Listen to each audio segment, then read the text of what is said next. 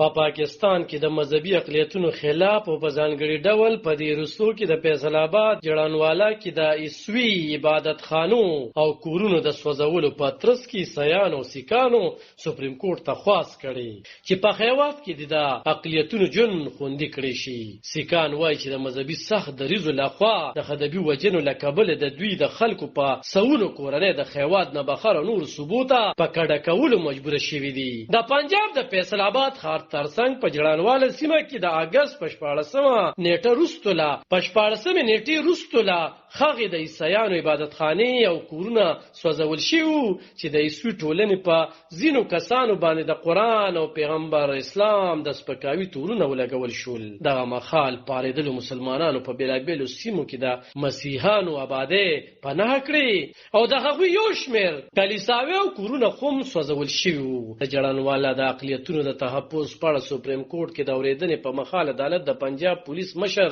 د داخله چارو محکمې او ایډوکیټ جنرال ته نوټسونه جاری کړي او د قضیې اورېدنې تر 2 هفتو ځنډولې ده. په عدالت کې د عیسوي ټولنې استازي او د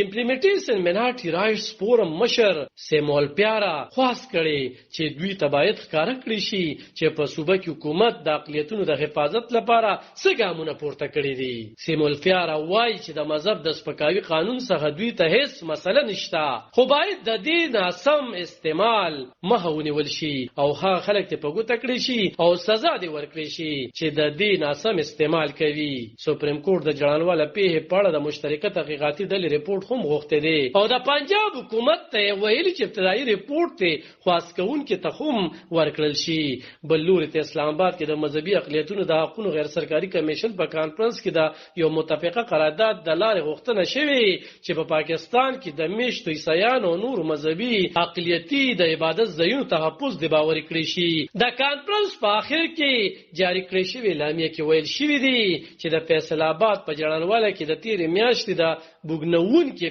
په سیر په ګر خیوات کې د عیسوي ټولنې خلاف د تشدد امتیازي چلن او د ظلم د خاتمې لپاره د قانون سازي وکړي شي. د اقلیتونو د حقوقو ټولنیز فعال اکسټن جیکب چې د اقلیت د حفاظت لپاره د کوټلې ګامونه پورته کړی شي تر څو چې زمونږ په نصاب کې داسې مواد وي چې د اقلیتونو لپاره مضر وي نو باید په داسې نصاب نظر ثاني وشي. په کانفرنس کې شریک د پاکستان د مذهبي اقلیتونو په خوانی وزیر اجاز عالم اکسټن ته ویل چې د جړانوالا په ضد ریاست هغه شان کاروایی نه ده کړې څنګه چې د نخمه مای په پیښو شوی و. ښاغلي اجاز دیو ریډیو ته ویل چې په 21م اف آی آر کې چې پکې 10,000 نه زیات خلک کړو تر اوسه خالی 200 تنه نیول شوي او همدغه وجه ده چې د اقلیتونو په ضد په تشدد کې اضافه لیدل کېږي ولی چې مجرمانو ته پته وي چې هغوی به د قانون څخه